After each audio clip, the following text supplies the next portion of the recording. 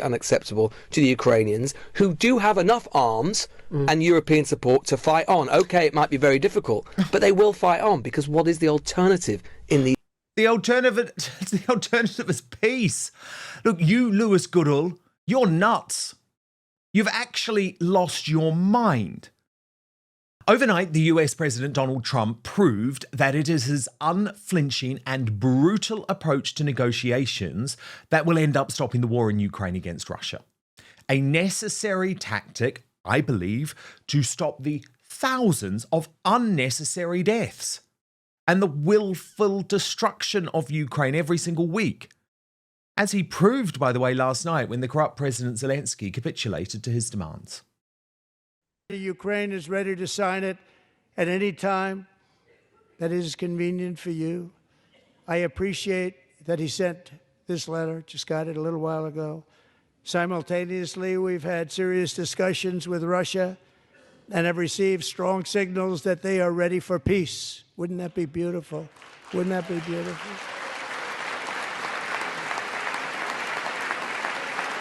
And when Elizabeth Warren tried to hijack his address, he simply deployed his famous nickname for the hard-left US politician.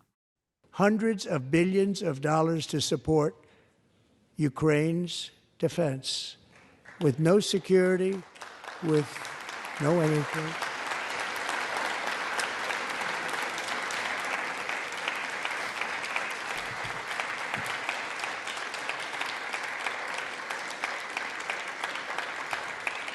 Do you want to keep it going for another 5 years? Yeah, you would say Pocahontas says yes.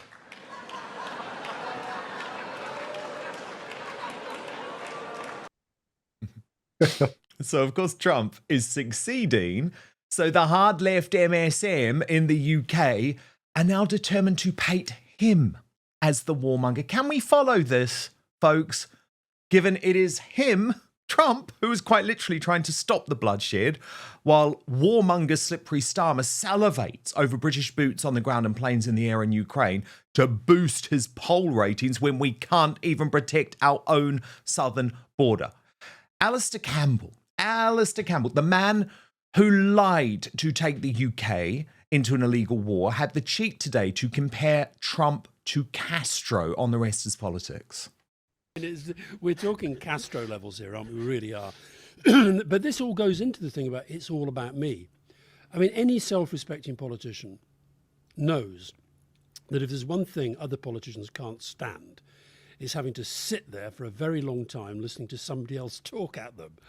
And he went on and on and on and on, loving the drama, loving the theatre, didn't actually say that much that was consequential or newsworthy. And it was pretty tribal, and one of the Democrats got kicked out. I mean, if there's one man who we should not be listening to when it comes to illegal wars with disastrous consequences, it's Alastair Campbell. I actually find it astonishing that anyone chooses to listen to him. Campbell was soon owned on X after posting about JD Vance. Does this guy do anything apart from check tweets about himself, read press stories about himself, do fake Fox News interviews with softball questions, skiing holidays, and sitting on a sofa trying to pretend to be a Trump believer? Graham Linehan swiftly replied, I tell you one thing he did. He served in the war you started with falsehoods. Lewis Goodall of the fake news agents, that deranged fool, is literally attempting to present black as white to satisfy his Trump derangement syndrome. This is a Trump plan, actually, to make the war longer. You know, I'm really sick of hearing from sort of MAGA apologists and people, you know, the sort of the White House, people talking about how Trump wants to bring peace. Whether he thinks this will bring peace or not is somewhat beside the point. The only guarantee of this is to make the war longer. Why? Because what Trump has done, John, you just read out that list. What Trump has done in the last 6 weeks is basically remove all of the leverage, the substantial leverage that the United States had over Russia. All of the things that might have brought Putin to the table, right? Trump, the self-styled master negotiator, has basically given away every card he has. And in those circumstances, why would Putin stop the war? The only circumstances now in which Putin would stop the war is if he gets every single thing that he wants, which is clearly completely unacceptable to the Ukrainians, who do have enough arms and European support to fight on. Okay, it might be very difficult, but they will fight on, because what is the alternative in the... The alternative is peace. Look, you, Lewis Goodall, you're nuts. You've actually lost your mind. Because listen carefully to this question at PMQs today. It was Starmer who refused to rule out war. Efforts to resolve this conflict, but we cannot write a blank check. If British peacekeeping troops in Ukraine were attacked, whether directly or via proxies, we could be drawn into conflict with Russia. Can the Prime Minister reassure all those who are concerned about the UK being drawn into war?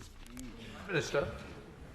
Yes, that's the last thing anybody wants to see, and the whole point of ensuring that there's a lasting peace and that any deal, if there's a deal, is defended, is to avoid conflict, to ensure that we do have peace.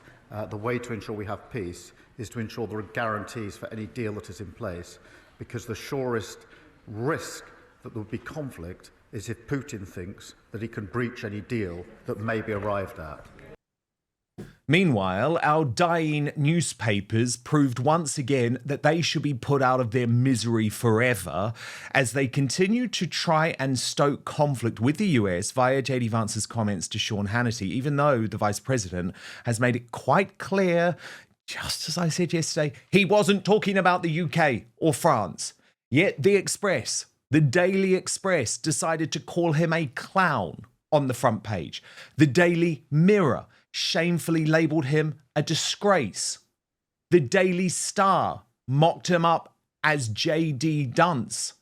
Oh, and the Record in Scotland parroted their useless First Minister, saying a state visit from Trump was unthinkable. I mean, this is all madness, of course. Total madness.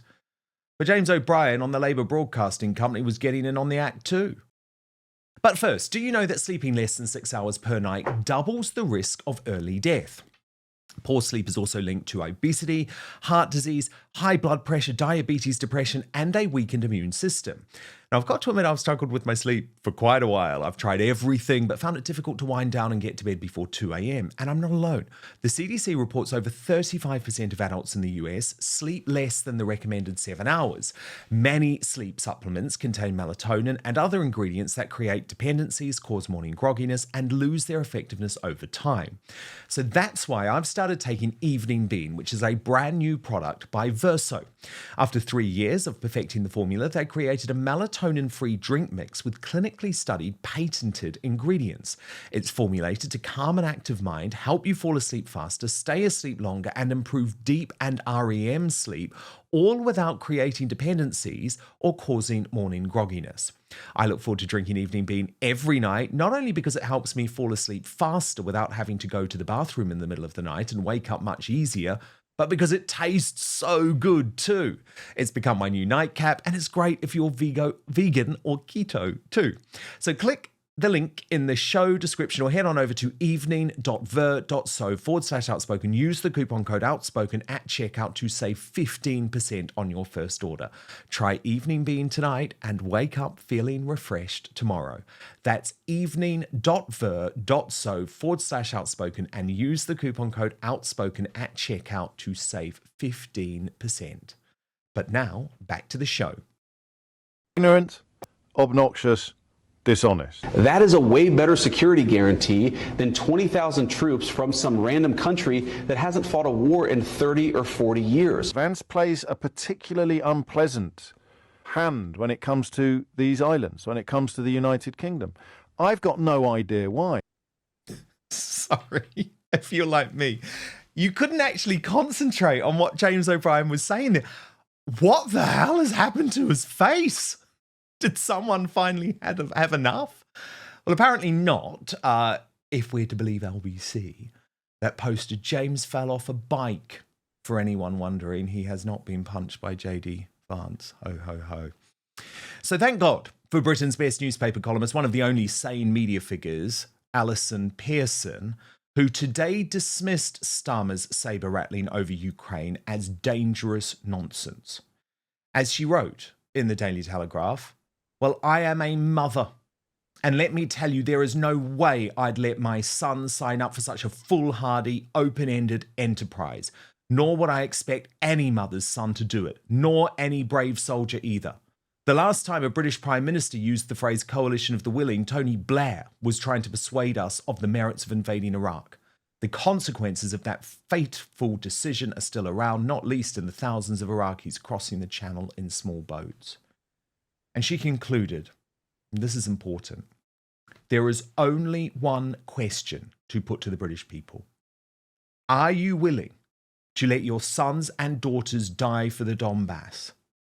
I make that a resounding no." I agree with Alison Pearson. Hell no, slippery Starmer. And don't even think about it until you've stopped the invasion of our country. For reaction, my superstar panel.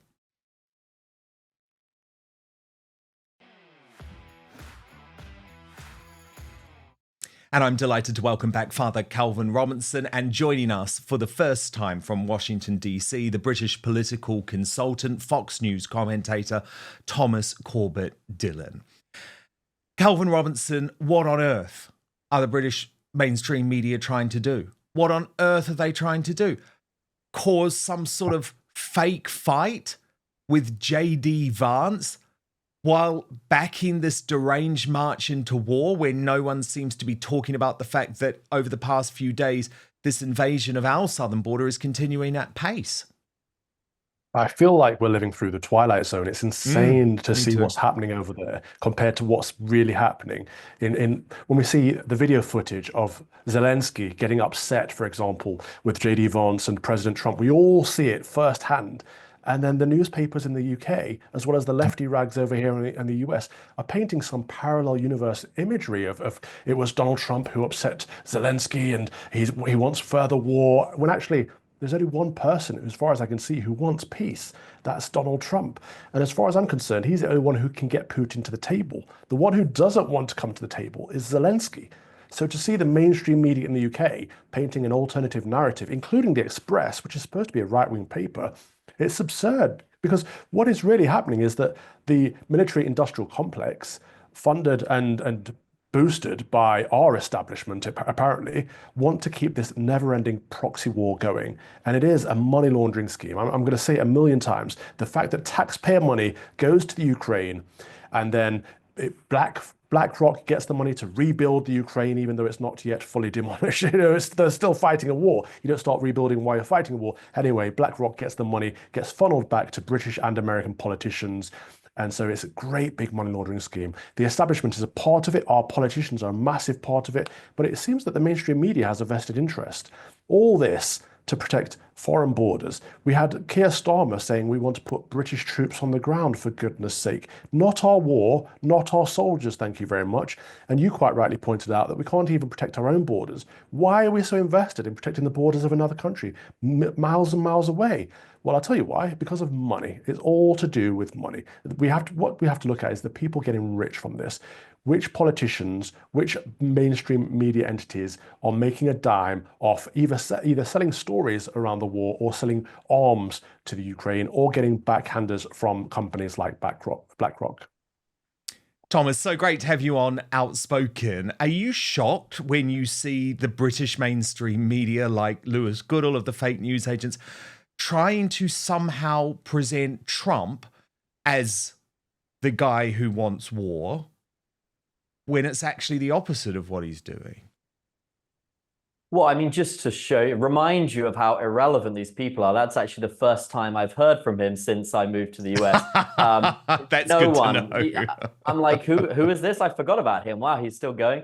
But, you know, and you're right, it was shocking because, you know, I have many friends that are at the White House and they were all, you know, preparing themselves for a pretty tough meeting when Starmer came over. And you know what they were all shocked about? The media. They were like, these journalists are like war hungry. Yes. Every question they asked was about troops on the ground. We've got to send troops. And the admin staff were like, this is great. Like, this is easy. We were worried they were going to ask about, for example, the rebuilding of Ukraine that, is happening. There's big opportunity for British business in that. No question was asked about whether the British could be involved in that deal. They don't seem to care too much about British business or, maybe increasing the British GDP, which is in the sort of underwater, as you say. But when it comes to the media, what is the real truth of why you see those headlines? They are petrified of JD Vance, petrified. When he stood up in front of those European leaders and gave that speech, they were really scared of him. Because he's amazing. He's absolutely brilliant. And the other thing, Thomas, which is really worth pointing out, not one British journalist in that Oval Office meeting asked about JD Vance's criticism of free speech. It was an American journalist who had to do it both days. And I just feel that's so shameful. It's almost like the Brits in the mainstream media are just in the tank for Starmer and this administration. Yeah, it was quite shocking to see. And it was, again, as I say, these people really are irrelevant. It was the first time I was hearing these voices ever since being over here. And I thought, oh God, they're going, it was, what's his name? Peston stood up and gave some rambling thing. I thought, oh gosh, all the Americans are looking around thinking, who is this guy? Why do we listen to these people? I don't understand this. Just because they've been doing it for so long, they're like important. Totally. No, and they are becoming increasingly irrelevant, as you point out.